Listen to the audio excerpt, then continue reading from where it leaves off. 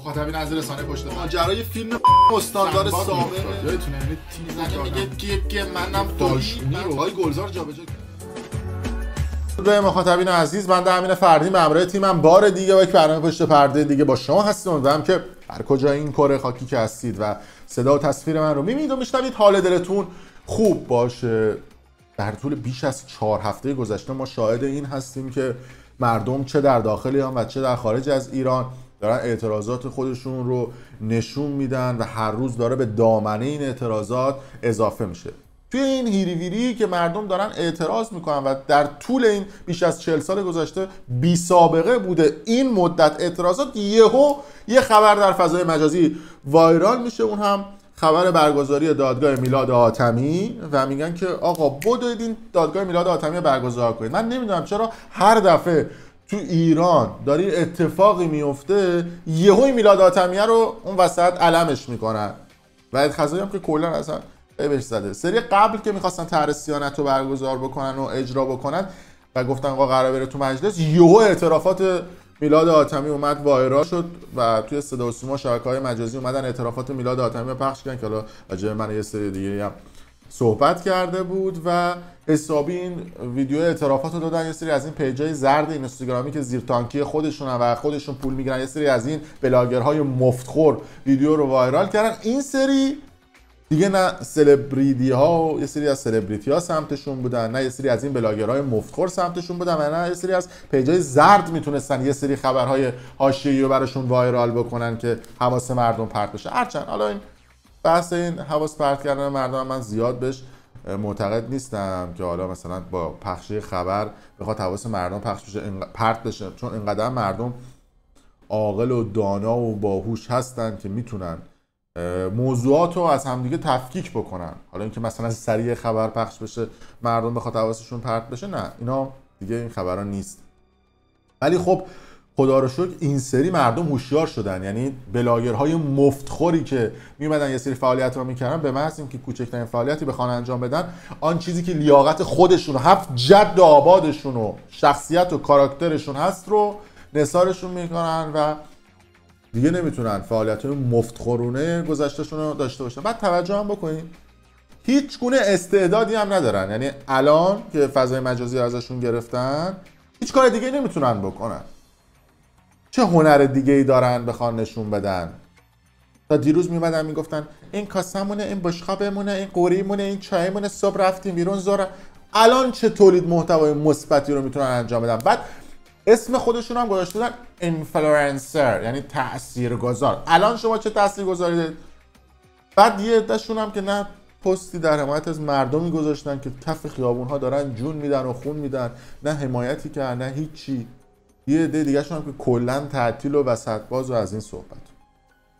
اما خب به هر حال حالا یه عده هم دنبال اینجور اخبار هستن دیگه، ما نمیتونیم کتمانشون بکنیم. به هر حال دادگاه میلاد حاتمی برگزار شد در شعبه 15 دادگاه انقلاب به ریاست قاضی صلواتی که به قاضی مرگ و اعدام هم میشون معروف هستش، انقدر حکم اعدام داده. ولی خب دادگاه میلاد حاتمی و به قول خودشون 21 نفر از متهمان برگزار شد.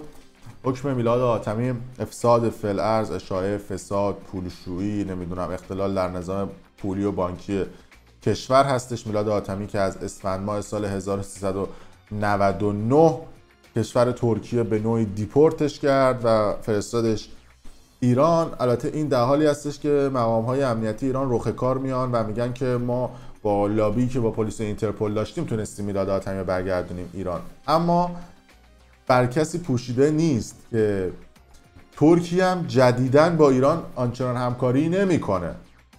میتونم برای شما یه مثال هم بزنم. سارقای صندوق امانات بانک ملی که الان در حال حاضر در ترکیه هستن، دولت ترکیه به ایران تحویلشون نمیده و البته تحت بازداشت هستن یه سریاشون، 4 تاشون. تا الان هم ایران ساکت شده و صداش هم بالا نمیاره، میگه مردم هم فراموش کنن. کلا هیچ کی هم نمیفهمه که ماجرای سرقت از صندوق امانات بانک ملی چی بوده. اما از اون طرف پلیس ترکیه گفته که باید اسناد و مدارک ما بدید که اینا دزدی کردن. اینا هیچ اسناد و مدارکی ندارن، چون تصاویر دوربین‌های مداربسته بانک و اینا زدن کلا پاک کردن، آتیش زدن، هیچ سندی ندارن که بخوان اینا رو وردارن و برگردونن ایران.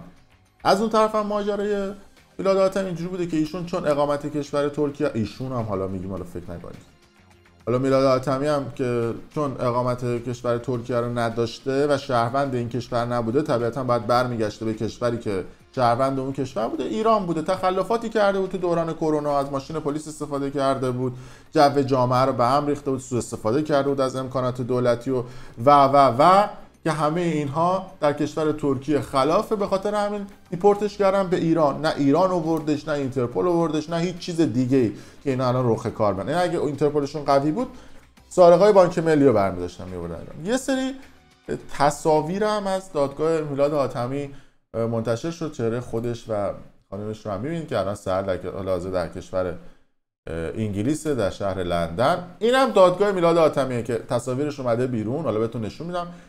ببینید چقدر پرونده، یعنی اینایی که رو میزه هیچی، اینا هم هست. یعنی من موندم که اگه بخوام پرونده‌های یه سری از آقازاده‌ها و فاضل آبزاده‌ها و یه سری از مدیران رو بخوام بیان بزنن رو میز، فکر کنم بعد 3-4 تریلی بیارن. شما حجم پرونده‌ها رو نگاه کنید. من نمیدونم طرفی که حالا یه سایت قمار شرط بندی تبلیغ کرده دیگه این همه پرونده چیه براش زدن. خب حالا این هم تصاویر متهمان این پرونده هستن. این چهره میلاد حاتمی توی دادگاه هست، شعبه 15 دادگاه انقلاب. این نماینده دادستانه، این قاضی صلواتیه که در حال حاضر هم تحت تعقیب پلیس اینترپل هم هست، همین قاضی صلواتی، و اجازه تحریم توسط اتحادیه اروپا و امریکا، حتی اروپا و امریکا هم نمیتونه بیاد قاضی صلواتی. این هم چهره خود میلاد حاتمیه و پیش دادستان خود قاضی هم اومده بود براشون که فرخواست صادر کرد. این وکلای وکلای میلاد حاتمی و این نفر کناریش هستش و گفته بودن 21 نفر از متهمان. ما اینجا تو تصاویر کلا 2 نفر بیشتر نمیبینیم توی دادگاه، ولی خب این ساعتش هم اینجا جالبه دیگه و قشنگ با ساعت و انگشتر و دمپایی بالنسیاگا، یعنی دمپایی چنان فکر کنم یه 30-40 میلیون اون دمپایی معروفش هست دیگه، با دمپایی بالنسیاگا و اینم ساعت گرون قیمت تو دستش و ریش تمیز آنکات شده و اینا. چقدر به اینا توی زندان سخت گذشته واقعا، داریم ما میبینیم قشنگ تر و تمیز بلند شدن و رفتن توی دادگاه و خیلی شیک و مجلسی دارن دادگاهشون رو برگزار میکنن. البته این در حالی هستش که حالا بذارید من برم میتونم تصاویر رو براتون زوم بکنم، نه امکان زومش نیست. این در حالی هستش که با توجه به این موضوعات، افساد فعل، ارزای شایع، فساد و پولشویی، این چیزهای مختلف، در حال حاضر تو ایران اعدامه، یعنی حکمش اعدامه. اعدام هم تو ایران یا تو ایران حالا ممکنه به حبس ابد تغییر پیدا بکنه. حبس ابد هم تو ایران تقریبا بین 30 تا 35 ساله، چون میلاد حاتمی همکاری کرده و به نوعی حالا بین این بچهای خلاف میگن اداره‌ای بوده و حالا اسم هر کیو که دم دستشون آورده داده و به نوعی حالا آدم فروشی کرده یا هر کی دم دستش اومده گفته حالا طرف از اون پشت رد شده اسمش رو آورده توی این سایت ها و چیزهای مختلف. هر چی تعداد اسم بیشتر بدی اونجا بیشتر به تخفیف میدن. احتمالاً اون اعدامش رو بکنن ابدش هم میکنن 35 سال.